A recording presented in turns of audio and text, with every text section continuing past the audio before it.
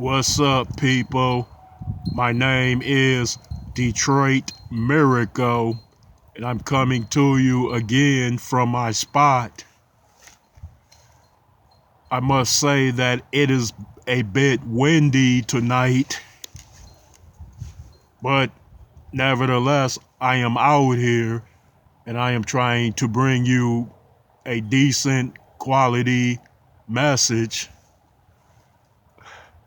I want to tell you something. I want you to focus it in your mind, like from your own perspective, viewpoint of things. First of all, what if there was no notion of money on this planet and money wasn't even the main motivational driving point for anybody to get up and do anything as far as acquiring money for many intended purposes? What kind of world would that be? Just think about it. Everybody would have their own land. Everybody could plant their own produce. Everybody could hunt their own food if they chose to eat meat. And of course, everybody could fish because the oceans, rivers, streams, lakes, and rivers are plentiful. So it's more than enough fish to feed everybody many times over. You could grow enough crops, produce, vegetables, and fruit on your own to feed armies. And I'm thinking about each individual person with their own land, and they are responsible for doing that to provide for themselves and their families. So you have food, right? You have plenty of that, so you don't have to buy food. What about bills? What about electricity? Okay, let me get to that. They say solar panels can draw in enough energy from the sun to store it abundantly, and that will power just about anything. Your house, your cars, your motorcycles, and anything else. You don't even need gasoline or oil, natural gas. All of that is something that was refined in order for companies to get incredibly rich off of. They have solar power vehicles now, and they've had it for more than a decade, where the stuff just goes on a battery or is powered by some kind of solar conductor, and then it drives and moves on. And of course, you would have to get it recharged, but you won't need to pull up at a gas station. Now, with the solar panels that sit on your house, and some people do have that, they draw in enough sunlight to store it, and then the conductors, they transfer that solar power into energy. Then it can power your whole house for quite some time, such as powering your lights and gas. Yes, they have that. And the sun is free, what I'm getting at. Gas, natural gas, and oil isn't free, but the sun is a infinite power source, which is a gift to every living being. That we are not charged for solar light from the sun, but we're charged from all these man-made constructive devices in which we must purchase in order to live a quality of life. So just say if you get solar powers or solar panels on your home, you could draw in enough energy to power your house as far as the heat and electricity goes. Yeah, some heat systems now are powered by electricity too, rather than it being powered by gas. And then you grow your food. You could grow enough food in the summers and in the falls to store enough for the whole year and then some, and preserve it. Now some people would ask, okay, all that is fine.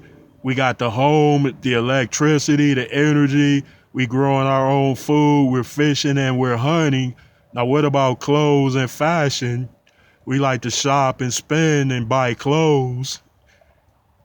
Okay, um, you can find tailors, people that will make clothes for you. You can get into like a certain type of barter type of thing where you know, you can might trade some of your crops and to a tailor or a seamstress that can sew you and make you clothes specifically. You know, just say trade off of what you have, which is a essential.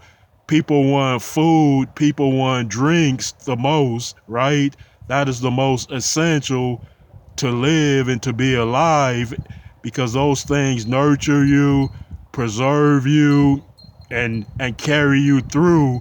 They provide the needed substances in order for you to live, in fact. So you have all of that to trade.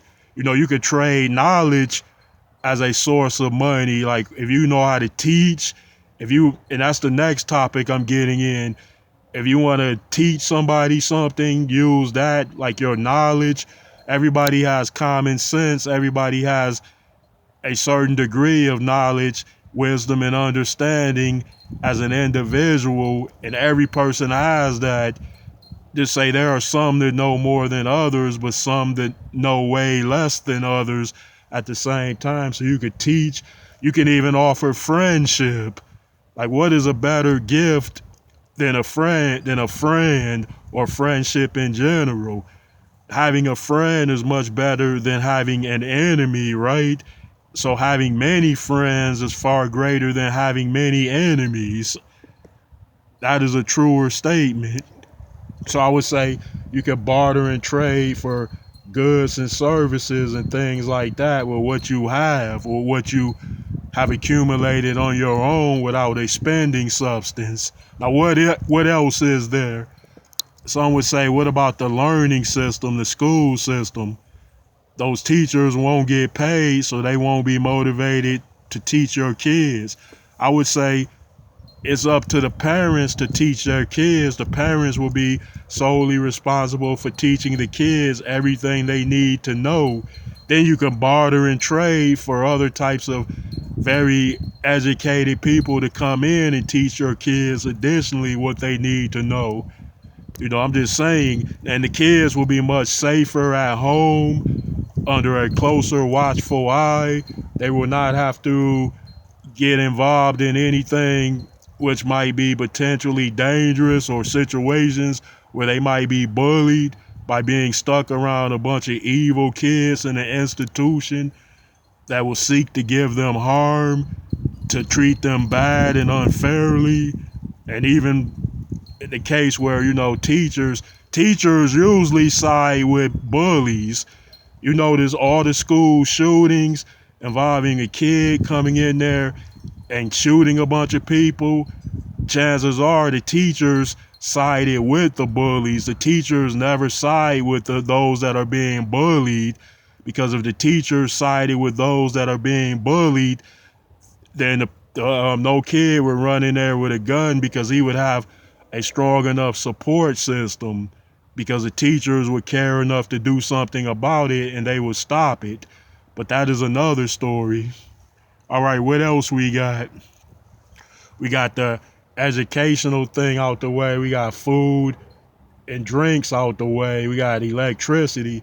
Yeah, some would say, but what if somebody wants to go to a bar and buy a drink? Or what if somebody wants to go to the store and buy pops, fruit juices, punches, and all of those things? Well, look, people, if you grow the lemons, you can squeeze the lemons. If you grow the berries and grapes, you can squeeze them too. And if you grow them plentiful, then you can squeeze a lot of those. And what do they make? Fruit juice and punch. Exactly. And then you can get water treatment things that will purify your water and make the water clean. There are so many fresh water bodies on this planet, like too many to count, but you can't count them up. Like you can get your own water in abundance, like store it. You can get enough water for drinking, bathing, and cleaning. We know that. And then, like I said, if you want punches, berries, and fruit juices, Just squeeze those berries out and make it on your own. Some might say, what about alcoholic beverages? If there are no longer any liquor stores, we can't purchase those. Well, I could say, look, you can make homemade wine on your own with berries, with grapes or any type of berry. All you need is that and sugar. You put the berries in like a tube or a jar or something. You put some sugar in there, then you seal it up tight, put it in a bag and hide it away. I know people that can make potato wine, rice wine, plum wine, every type of wine, and that stuff is strong. So you can make all your own liquor on your own. I know some might ask, hey man, where are you going with all of this? Are you real serious about this? And people are like, that would seem like it would remove a lot of accommodations which are given and provided to people. Yeah, it might, but look, you have to pay for all of those accommodations and they're not free. So think about it. Some might say, okay, this is the wild partier types. Some might say, hey man, what if we want to get a woman, an escort, a hooker, a prostitute? You know what I would say? Man, look, women are plentiful in this world, so you don't have to pay them. You shouldn't have to pay them because there is no need to. You know why I believe that?